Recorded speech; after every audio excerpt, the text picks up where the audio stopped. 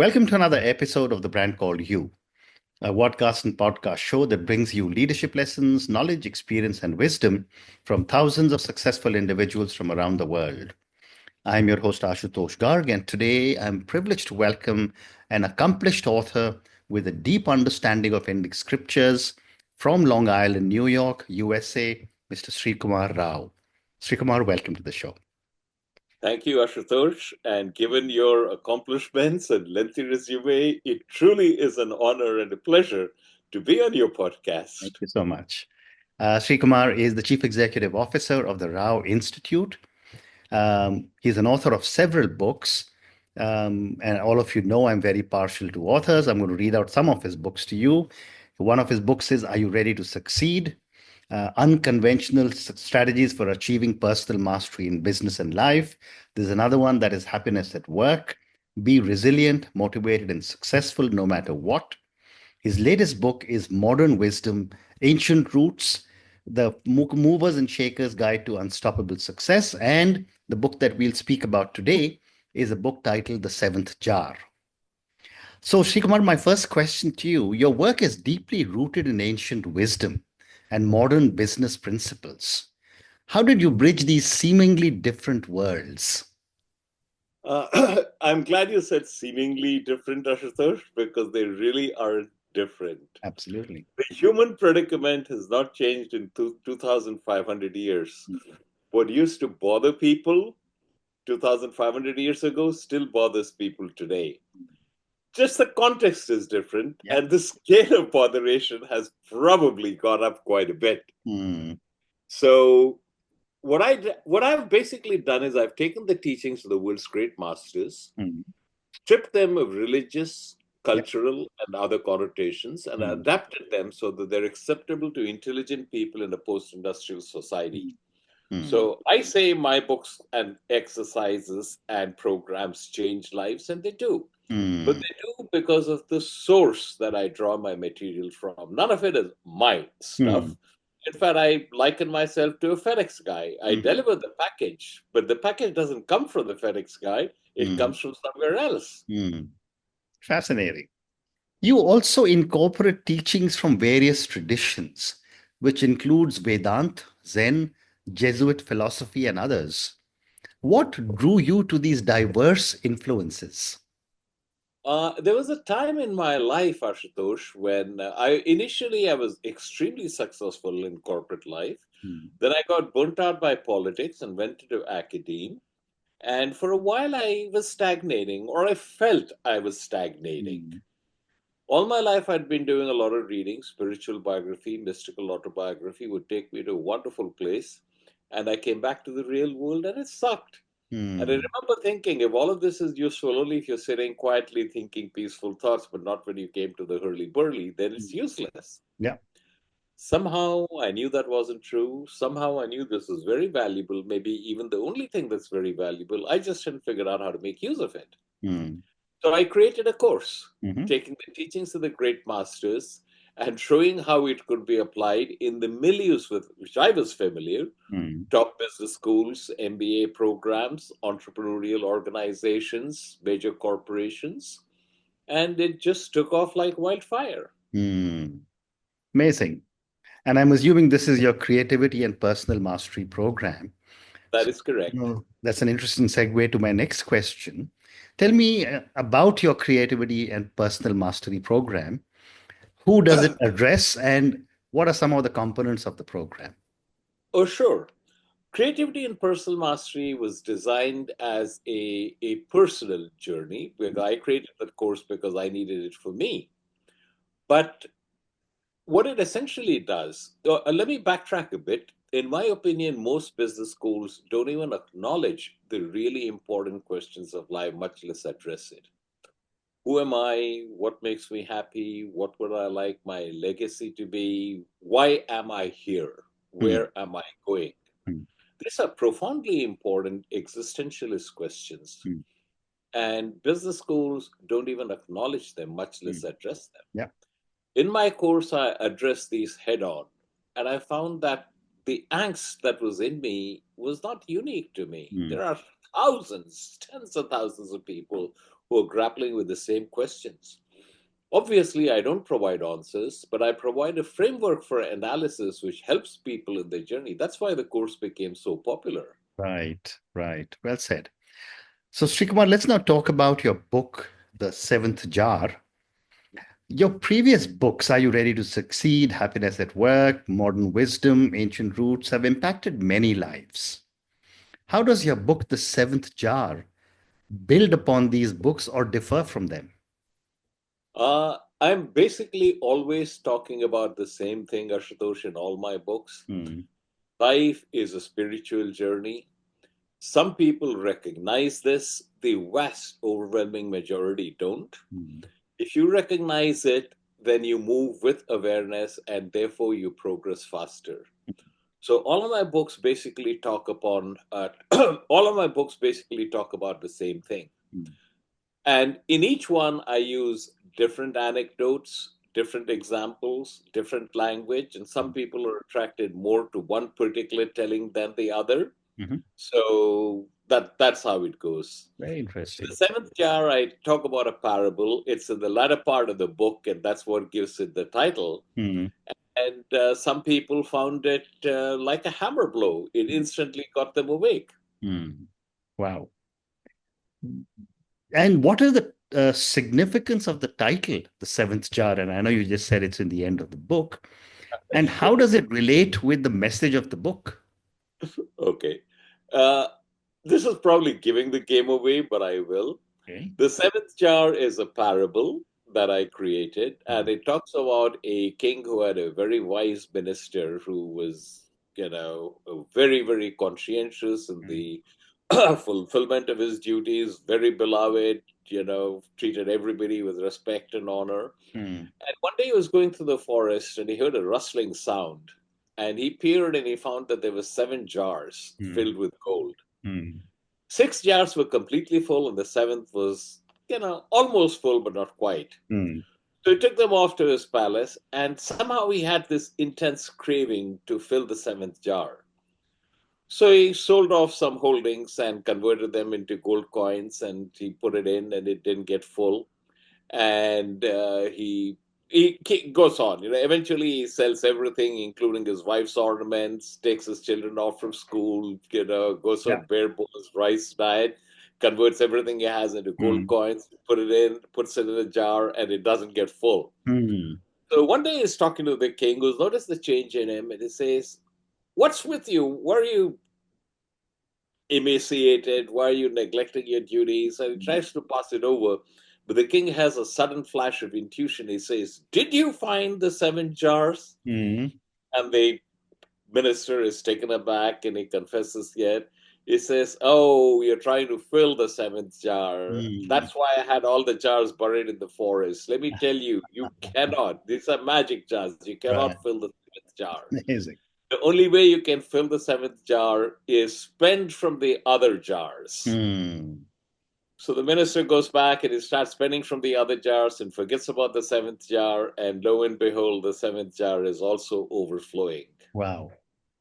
So the lesson in the parable basically is that we're always striving for something that we don't have, something that we think we need in order to be happy. But there are so many ways in which you're blessed, truly fortunate. We have no appreciation for that. And when you start focusing on that, you'll find that the things that you thought were missing in your life have actually been, are there all along. Correct. Purnamadam, Purnamidam, Purnat, Purnamudichyate. You are full and complete. From fullness comes fullness. Absolutely. Bear that in mind. Yeah. Very well said. So that's why it's the 7th jar. Very, very well said. Thank you. There are also some misconceptions about personal mastery that you aim to dispel in the 7th jar. Tell me a little bit about this. Okay.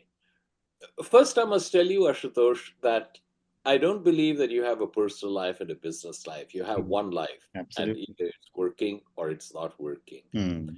Too many people feel, "Oh God, there's too much stress in my life. I'm going to set up a meditation practice or I'm going to go on a Vipassana retreat or something like that." It doesn't work.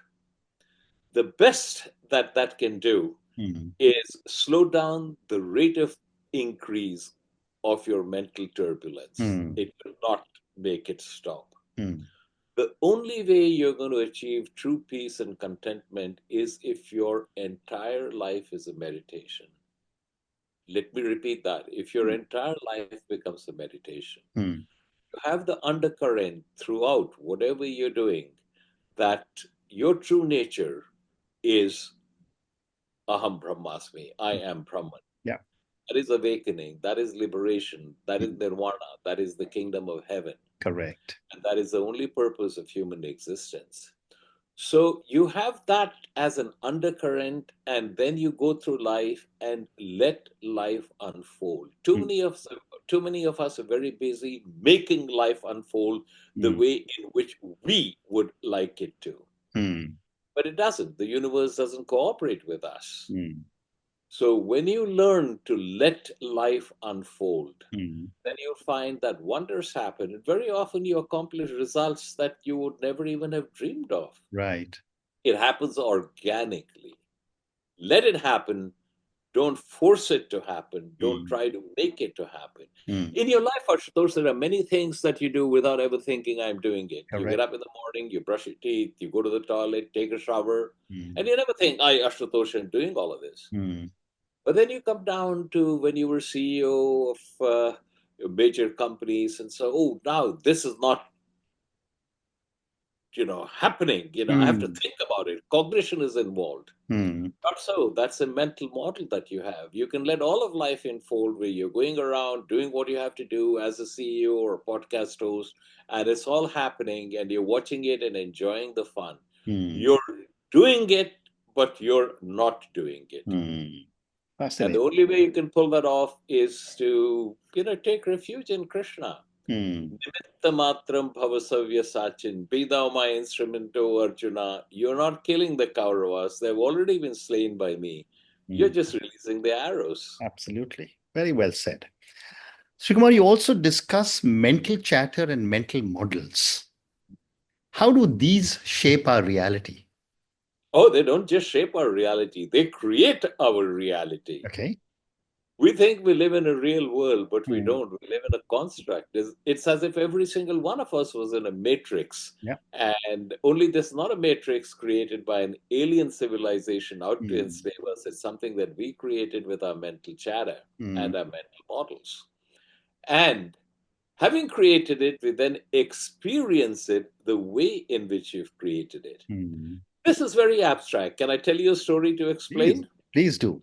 So there was this woman who was a good mother. She happened to live in California. Her son got up to be 16, got his driver's license. And one day he comes up to his mother and says, hey, Mom, I'm meeting a group of friends. Can I take the car? And I was, of course not. You've just got a driver's license. You can't take the car. So, no, Mother, it's very important. Can I take the car? She says, where do you want to go? I'll drop you. No, it's very important that you not be there. I said, okay, fine. If I'm not there, I'm not. There's Uber, there's Lyft. Like, no, Mom, you don't understand. It's very important that I take the car. It's very important that you not be there. And the mother says no, but you know how children are. He begs, he pleads, and bit by bit she feels herself giving way. She takes promises. You're not going to drink. No, you're going to call. Yes. And reluctantly, she gives him the car keys. And of course, once he gets the car keys, he forgets all about that, his promises. He drinks too much. He doesn't call.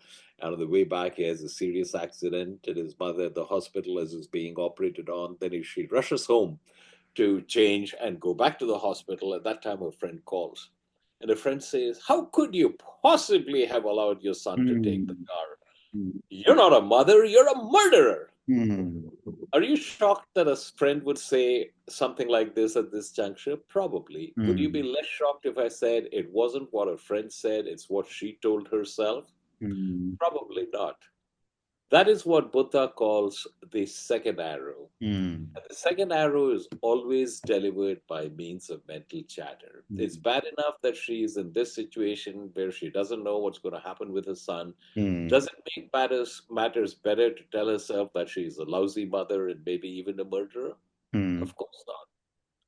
our mental chatter kicks into overdrive. I'm making a blanket statement. No matter what situation is of concern to you, Ashutosh, your mental chatter about that situation makes it many orders of magnitude worse.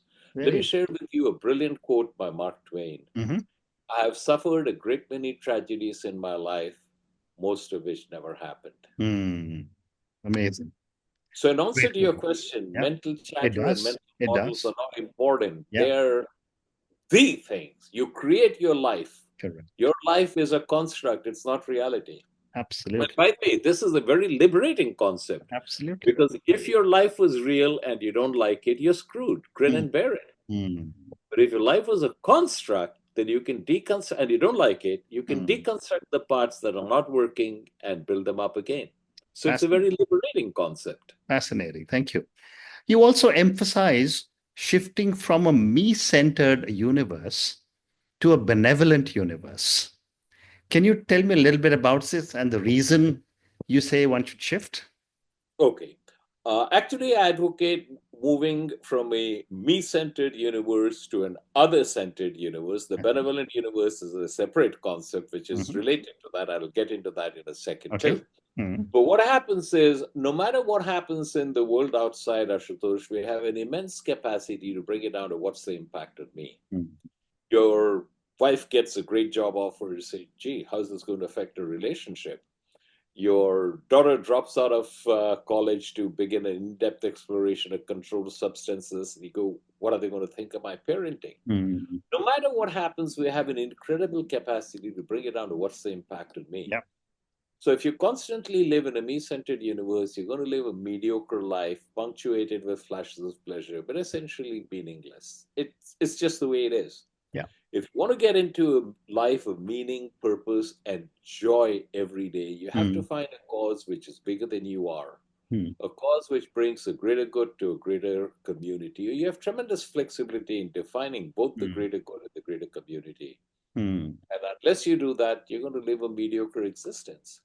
So that's what I mean when I say you got to move into an other-centered universe. And there's a catch here. You're moving into an other-centered universe because you want to have more joy and purpose in your life.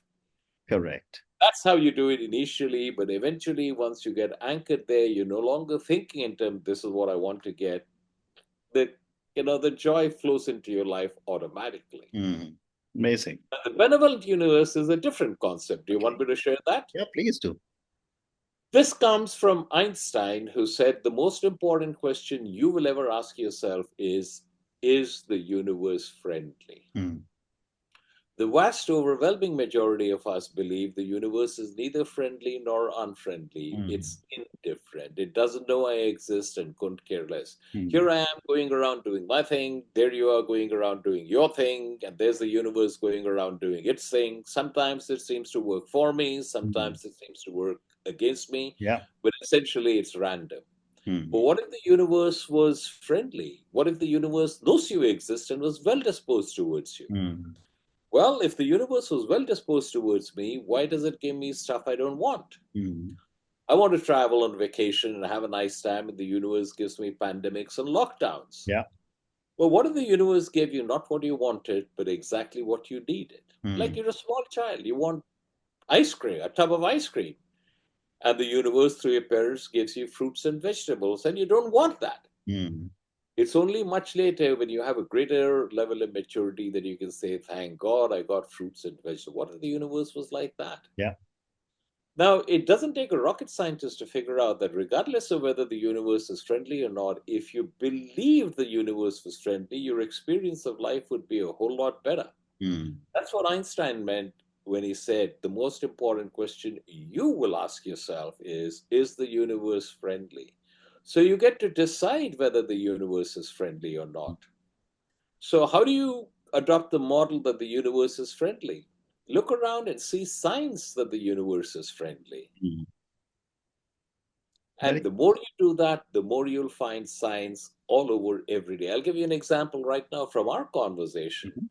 I didn't know much about you until we started on the podcast. And then when you told me your background, I said, boy, I am deeply honored that a person of with such a background has me on this podcast. friendly universe. If you look for signs that the universe is friendly, you'll find them all over. Absolutely. Note them down, because you'll forget otherwise. Absolutely. But if you note them down and you see in your own handwriting how many instances there are that the universe is your friend, you'll tip over into a world where the universe is your friend, and your experience of life will change dramatically.